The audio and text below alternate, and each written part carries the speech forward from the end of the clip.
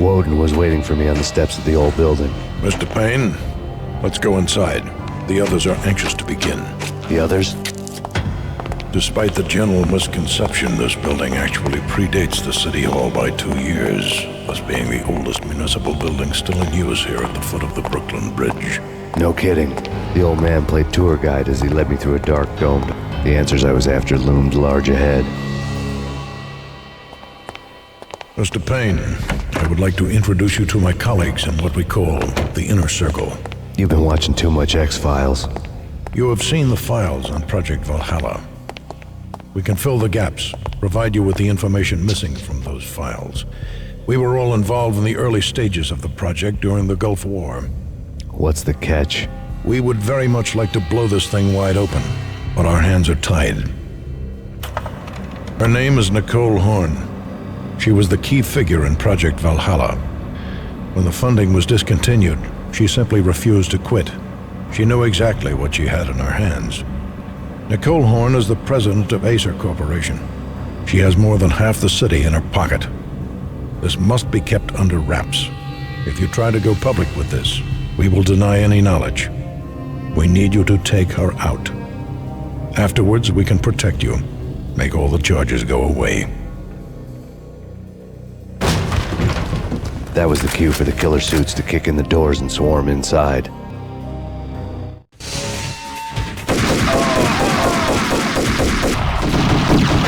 It was an impressive floor show, but I decided to leave early anyway. It was only a one-story fall. Lucky me.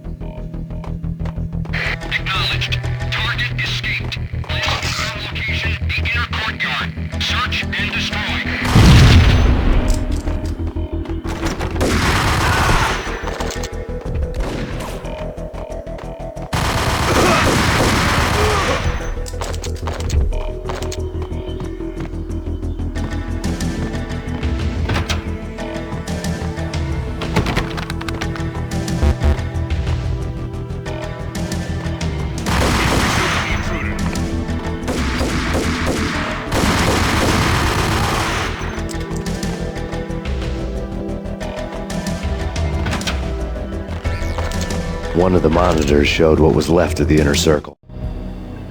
On screen, the so-called corpse of Alfred Woden stood up, miraculously waking from his dirt nap, looking smug among his dead pals. In the land of the blind, the one-eyed man is king. I didn't know how he'd pulled it off, but it was a pretty slick way to get out of all his promises. Most of what he had said fit too well to be a load of crap.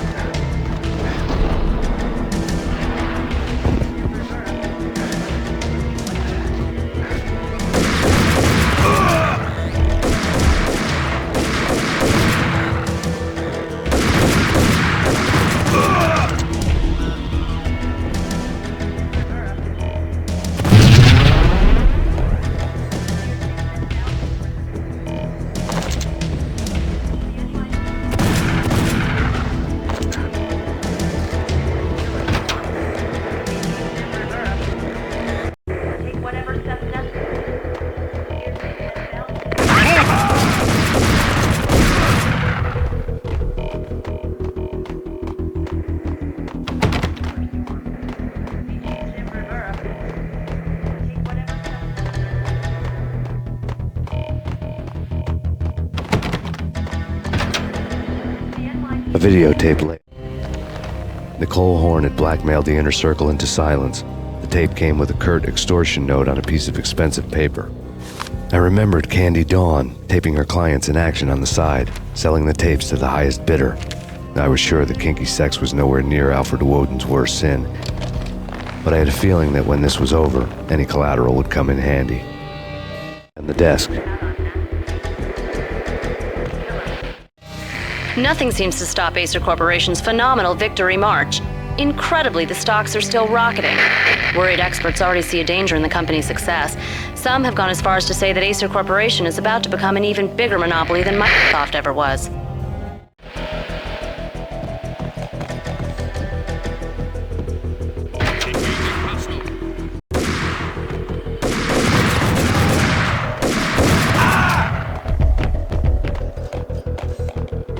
Engaging hostile.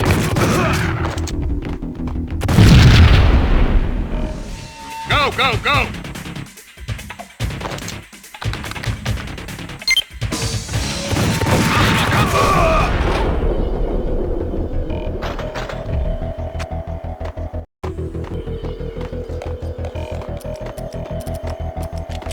The best move.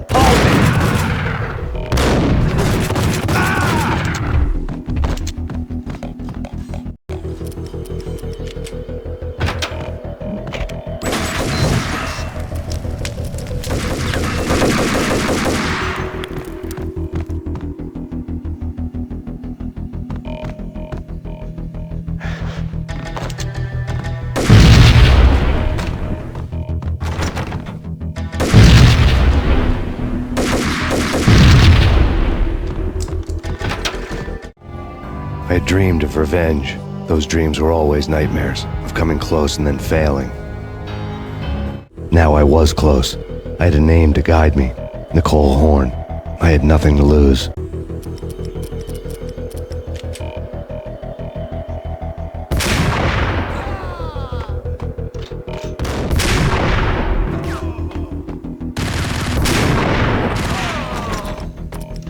The Inner Circle had quite a... Project Valhalla had not been the only thing the Inner Circle had been involved in. There were rows of cabinets full of files. The Serpentine Secret Society went back a long way, always pulling strings from the shadows. I couldn't say I was sorry. Woden's move in some Byzantine Power Game had cut the Circle's membership roster to 1. The old man wanted me on cleanup duty. It was my mess too. Track record.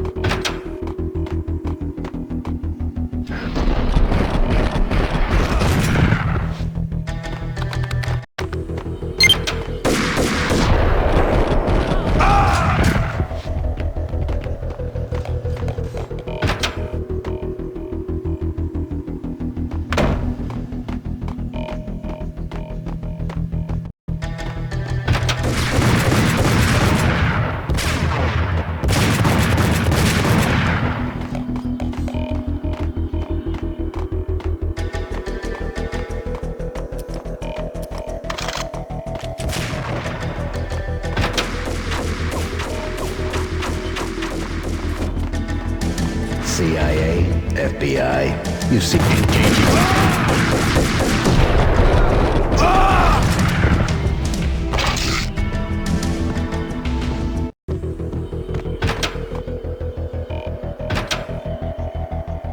Take him down. Shoot to kill. Let's finish this.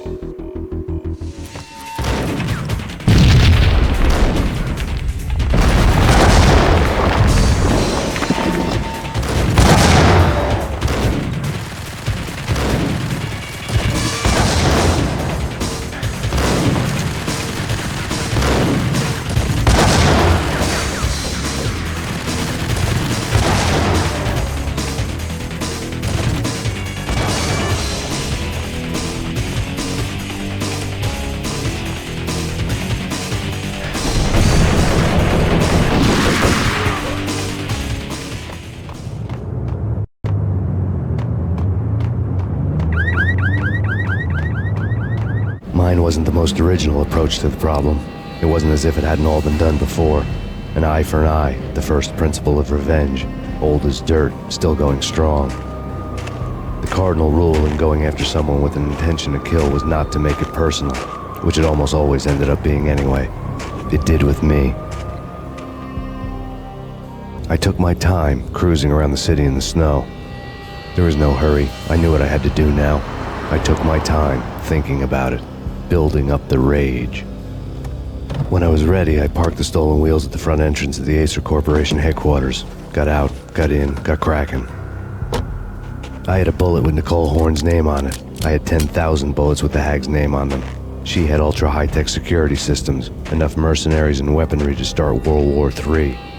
There was no fear.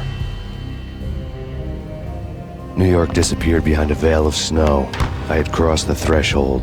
This was her domain, sleek and sexy and soulless, all glass and steel. A place of color-coded security keycards, metal detectors, and surveillance systems.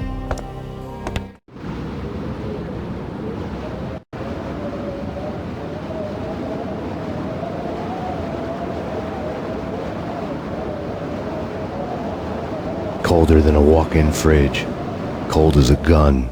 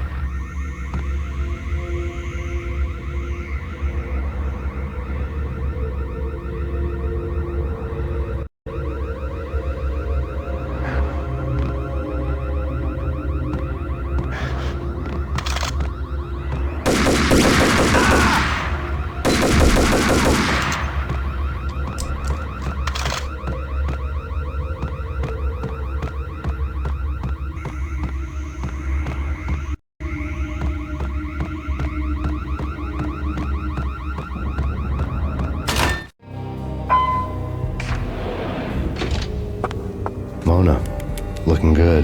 Max, we gotta stop meeting like this. It will be a cold day in hell before I let a narc cop stop me. Miss Sachs, do your job. Relax, Max. Relax, Max. You're a nice guy. I don't kill nice guys. You're not bad yourself. It was different when Horne wanted Punchinello dead, to cut her ties to the Mafia. He deserved to die. The same goes with her. She's the bad guy here. Her sister was whispering to her in my favor. I knew the appetites of ghosts intimately. They hungered for revenge. No! A gunshot boomed and she fell down in slow motion. She was a nice girl, not really a stone-cold killer. And now she was stone-cold dead. Like religious fanatics or loyal samurai, Horne's private army was coming at me. Found him. Max Payne located.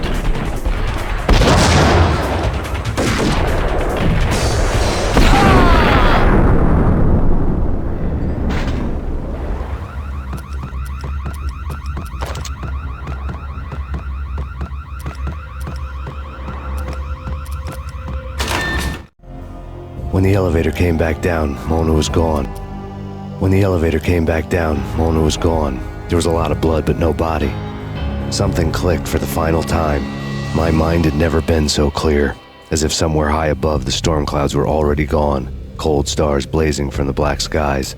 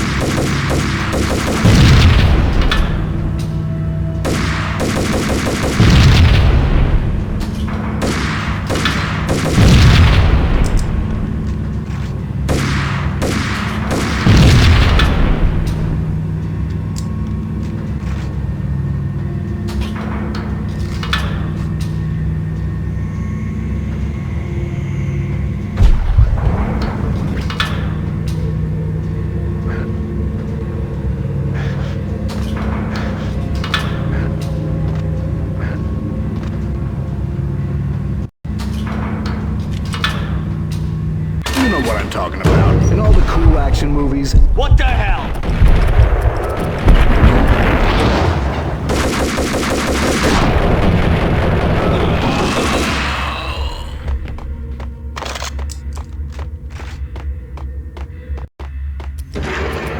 Hold it!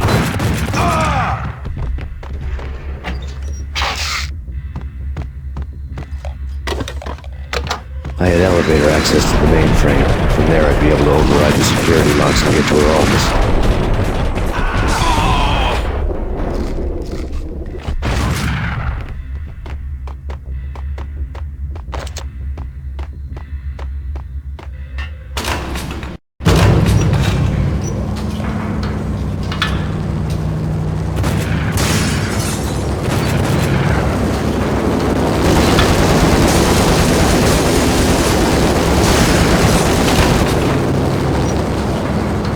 The unmarked chopper was Horne's pet guardian, inhuman and flawless. It was stalking me.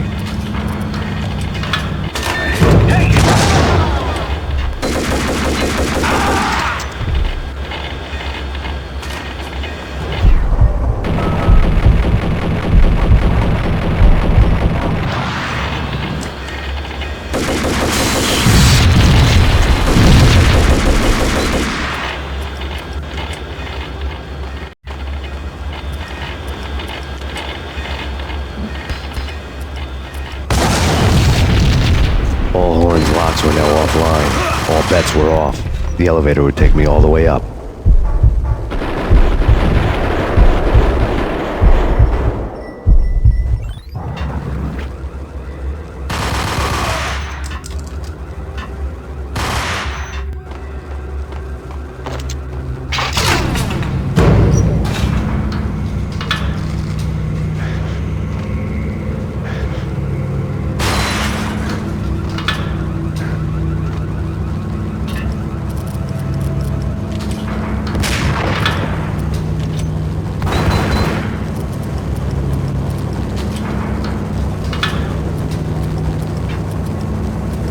Seen from this height, the night seemed to stretch on to eternity.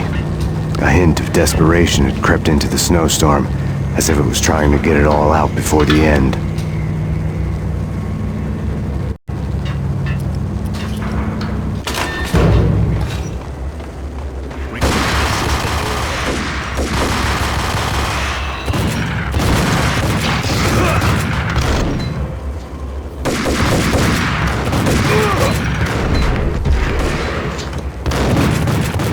Horne's personal computer was on.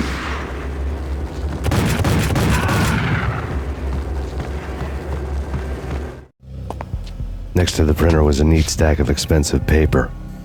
Hacking through Horne's computer would have unearthed files of criminal plans, strategies for world domination, spy helicopter reports, illegal wiretap recordings, internet porno, all of the above. Take your pick. I really didn't care anymore. I had seen too much of it already.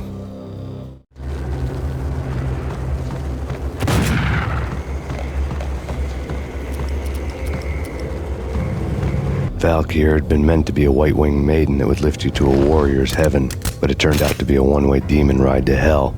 The devil was in the drug. I knew. I had met him.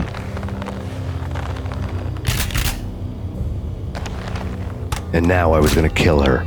The queen of the underworld who had tried to lift herself a bit closer to heaven with her drug money. No begging, no bribes. She knew better. Honor among killers. We who were about to die. Both of us knew how this would end, in pain and suffering. All this because you were nose into things that were none of her business. The cops were coming to take me away. The sirens were like a bad conscience I couldn't shake. Ridiculous you've made it this far. You won't when they get here. Stop him!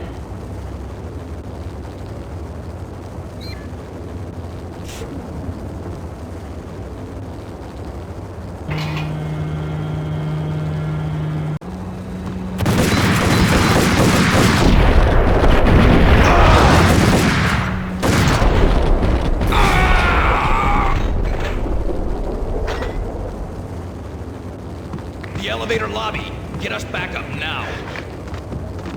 Max Payne, this is futile. A waste of time. The deaths of your wife and daughter were necessary. Inevitable. It is done. You cannot bring them back. Nothing you do will make it any better.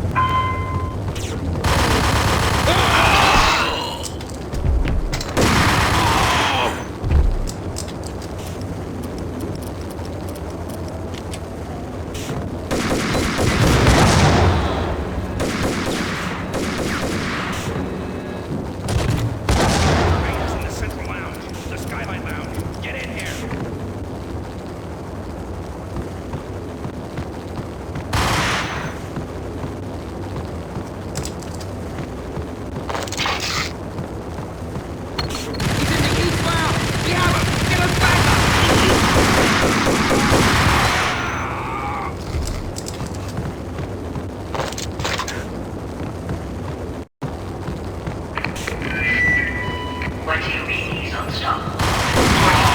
In every way that counts. You are better trained, better equipped. You outnumber enemies. Do your job. Not a step further.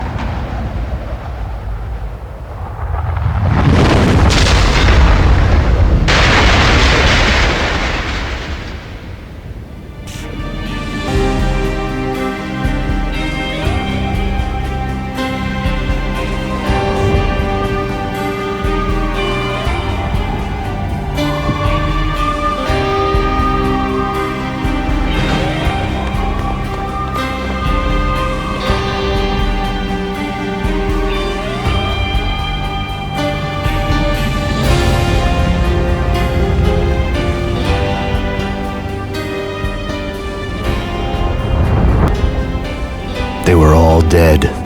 The final gunshot was an exclamation thing that had led to this point. I released my finger from the trigger. And then it was all over. The storm seemed to lose its frenzy. The ragged clouds gave way to the stars above. Max Payne, this is Deputy Chief Jim Bravura from the NYPD. We've got the building surrounded. Throw down your weapons and lie down with your hands behind your head. A bit closer to heaven.